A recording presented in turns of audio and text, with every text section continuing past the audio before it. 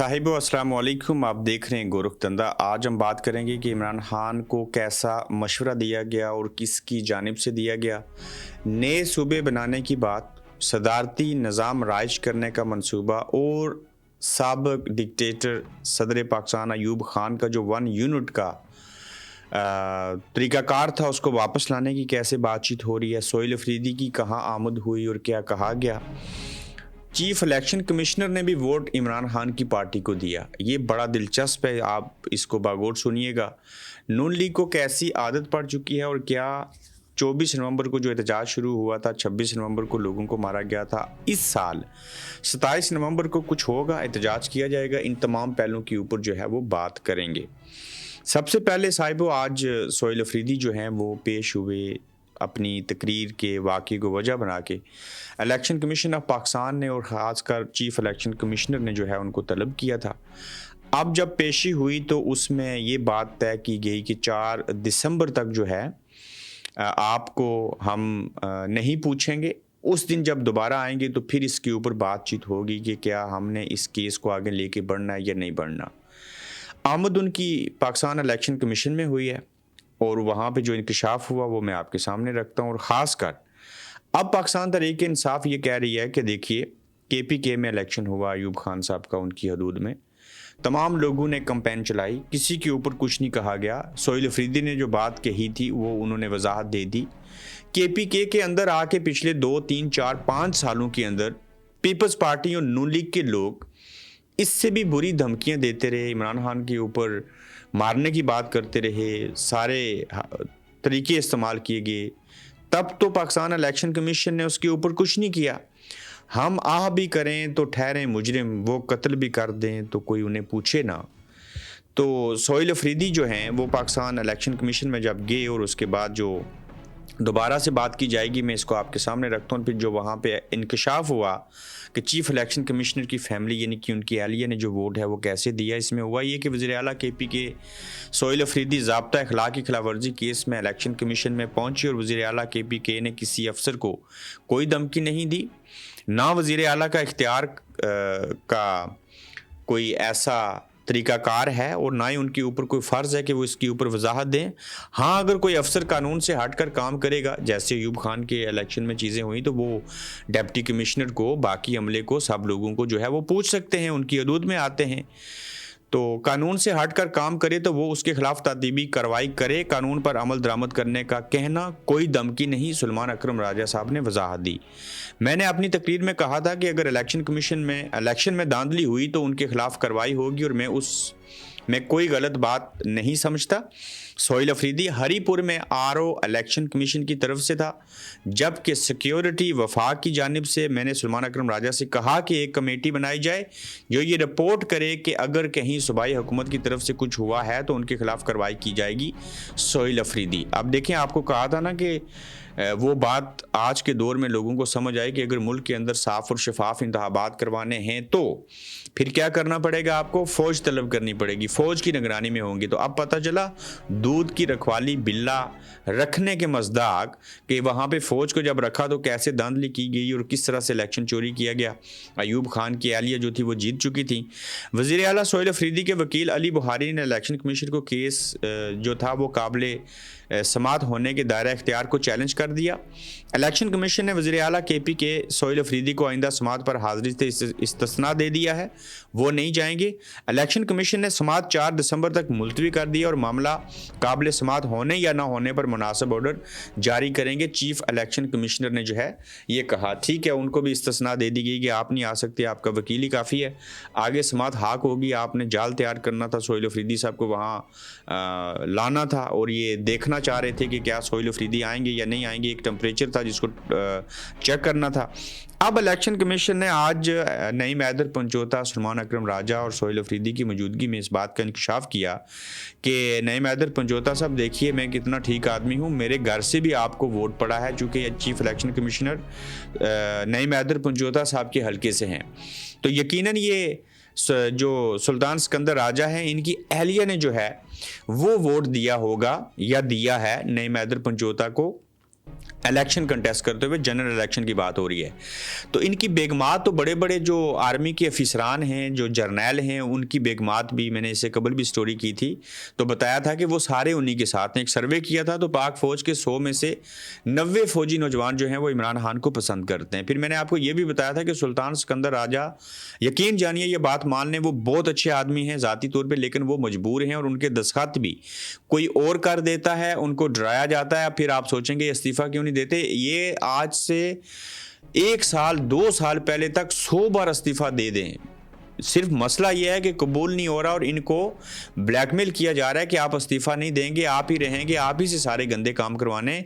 तो नईम हैदर पंजोता ने कहा जी कि हाँ, मुझे भी ये बात पता चली थी कि आप सुल्तान सिकंदर राजा जो चीफ इलेक्शन कमीशन हैं, आपकी एहलिया ने या आपकी फैमिली ने मुझे वोट डाले हैं। तो आप इस बात से अंदाज़ा लगा लें कि चीफ इलेक्शन कमीशन अब पाकिस्तान की बेगम भी इमरान खान को पसंद करती है। उन्होंने भी उनकी उम्मीदवार नईम हैदर पंजोता के हल्के में रहते हुए उनको जनरल इलेक्शन में वोट दिया है। तो फिर साबित क्या हुआ, कल भी खान साहब जीते थे, आज भी जीते हैं। ये अफिसरान जो मर्जी गलत करें, आर्मी के हों, चीफ इलेक्शन कमिश्नर हो या कोई और हो, उनके बच्चों में, उनकी बीवियों में, उनकी औलादों में ये शऊर आ चुका है, उनके वालिदैन में ये शऊर आ चुका है कि इमरान खान बेहतर आदमी है और वोट उसको देना चाहिए। और वही चीफ इलेक्शन कमिश्नर जो है वो मखसूस नशिस्तें देने में आड़े आता है, वो इंतहाबी निशान छीनने में वो और काजी फायज़ ईसा जो हैं वो जवाज़ बनते हैं, जबकि बेगम इनकी खुद इमरान खान को पसंद करती है, उनके उम्मीदवार को वोट देती है। तो इस बात को सुनने के बाद, देखने के बाद तो इनको शर्म से डूब मरना चाहिए कि आपके घर के जो दिगर अफराद हैं, बल्कि दिल से तो आप भी को भी पता है कि इमरान खान ठीक आदमी है, वही इस सिस्टम को ठीक कर सकता है। लेकिन जब वो सिस्टम को ठीक करेगा तो ये भी आपको इल्म है कि उस ठीक करने में तो हम जो ख़राब हैं या वो हमें ठीक करेंगे तो हमारा तो नुकसान होगा। तो नून लीग को तो खैर आदत पड़ चुकी है साहिब, वो आदत कैसी पड़ी है उससे पहले मैं आपको बयान कर देना चाहता हूँ कि पाकिस्तान के अंदर नए सूबों की आपने बात सुनी, 26वीं आईनी तरमीम हुई, उसके ऊपर बहस होनी थी, वो बढ़ गई, 27वीं आईनी तरमीम हो गई और अब 28वीं की तैयारी की जा रही है, जिसके अंदर क्या किया जाएगा, नए सूबे बनाए जाएंगे। नए सूबे बना के वहाँ पे गवर्नर को इख्तियारात दे दिए जाएंगे। जब मुल्क के अंदर सदारती निज़ाम होगा, जो फील्ड मार्शल साहब का आखिरी गोल है, तो वहाँ पे फिर गवर्नर निज़ाम ला के गवर्नर जवाबदेह होगा और सूबे जो हैं उनकी ऐसी हैसियत हो जाएगी। मैं मिसाल देता हूँ, जैसे भारत के अंदर ना छोटी छोटी स्टेट्स हैं, सूबे नहीं हैं, तो इनको एक स्टेट की शक्ल दे दी जाएगी, गवर्नर उसका हेड होगा, गवर्नर सदर को जवाबदेह होगा। और फिर ये जो 1 यूनिट का क़याम करने जा रहे हैं दोबारा से, चूँकि पाकिस्तान के जो पहले डिक्टेटर थे, आई थिंक अयूब खान ही थे पहले, इसके ऊपर मुझे डाउट है, लेकिन वो जो डिक्टेटरशिप जब उस दौर में थी, तो मैं अयूब खान साहब की एक वसीयत आपके सामने आज रखूँगा। उन्होंने क्या कहा था, नसीहत नहीं वसीयत। उन्होंने कहा था कि ठीक है, मैंने रूल किया, मैंने इक़्तिदार देखा, लेकिन ये जो मैंने 1 यूनिट बनाया है, मुझे लोगों ने कुत्ता भी कहा, अयूब कुत्ता के नारे लगे। मैं जैसा कैसा भी हूं, लेकिन एक वसीयत करके जा रहा हूं, नसीहत नहीं। अगर मुल्क को ठीक रखना है, जोड़ के रखना है, तो 1 यूनिट का जो क़याम मैंने अमल में लाया, इसको मत तोड़िएगा।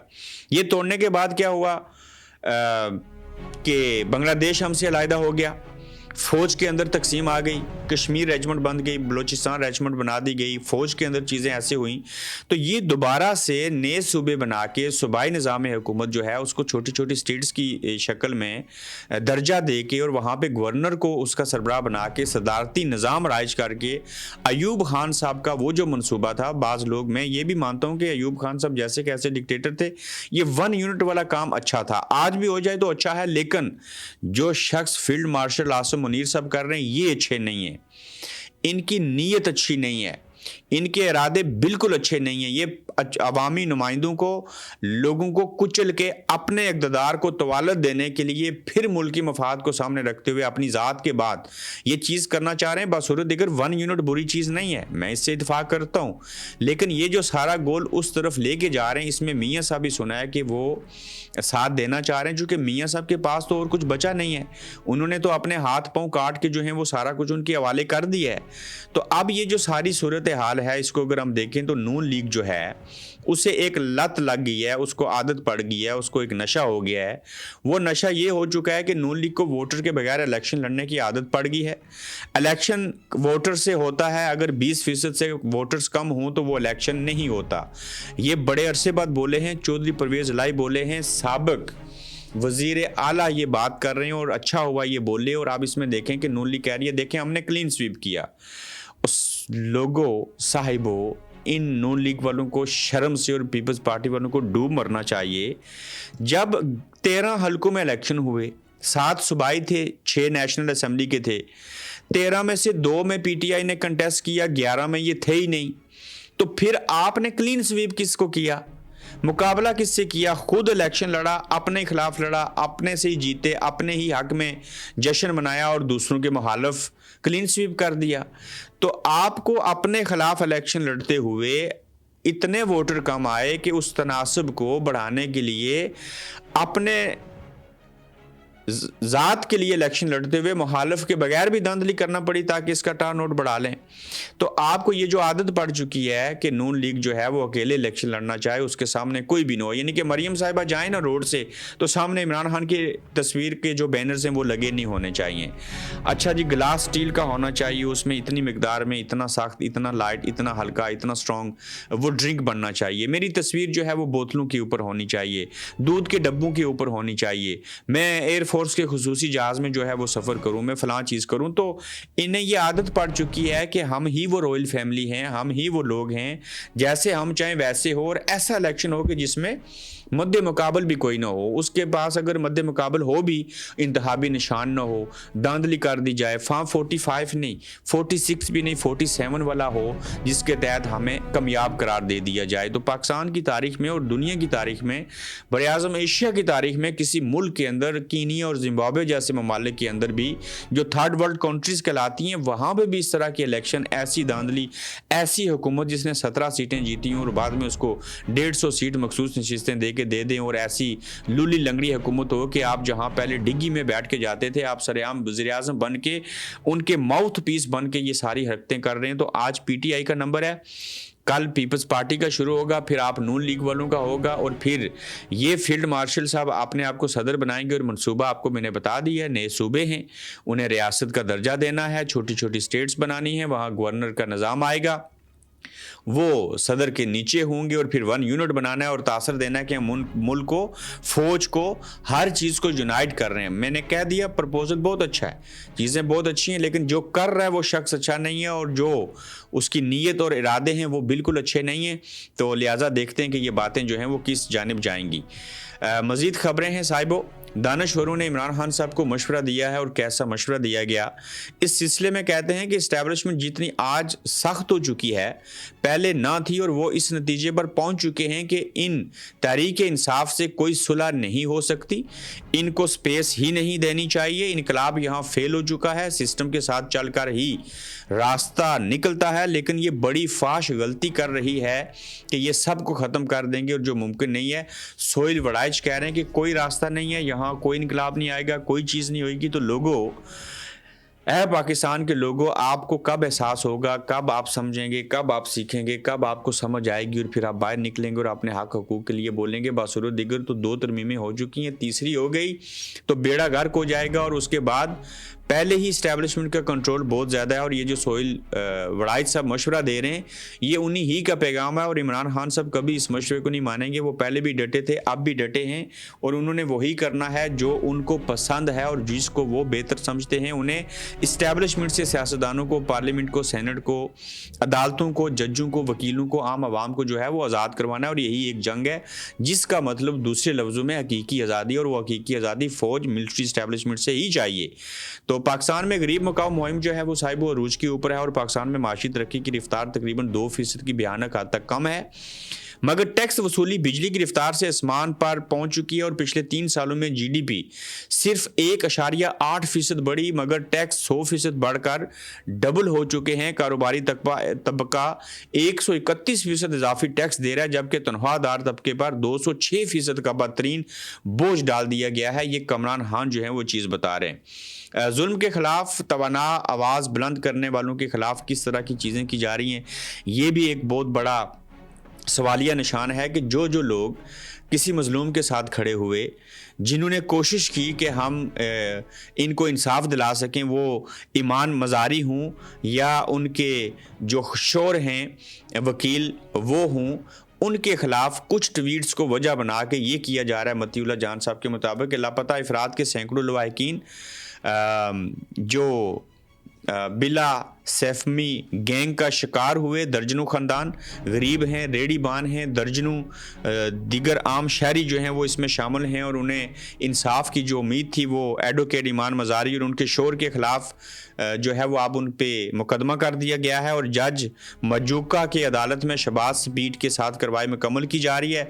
चंद साल पहले कुछ ट्वीट्स को रियासत मुखालिफ करार देकर पाकिस्तान में इंसानी हकूक़ के लिए उम्मीद की आखिरी किरण इस वकील जोड़े को बज़ाहिर सज़ा देने के लिए कागजी कार्रवाई मुकम्मल की जा रही है और देखते हैं कि इनको निशान इबरत जो बनाना चाह रहे हैं क्या वो बना पाएंगे या नहीं बना पाएंगे। इसके ऊपर बाकी वकला को खड़ा होना चाहिए, उन्हें बोलना चाहिए, उन्हें आवाज़ उठानी चाहिए। बसूरत दिगर आज इनकी बारी, कल तुम्हारी बारी।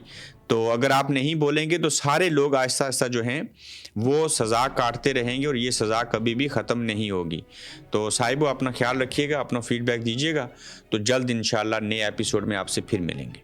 आप देख रहे हैं गोरखधंधा अब्रार कुरैशी के साथ।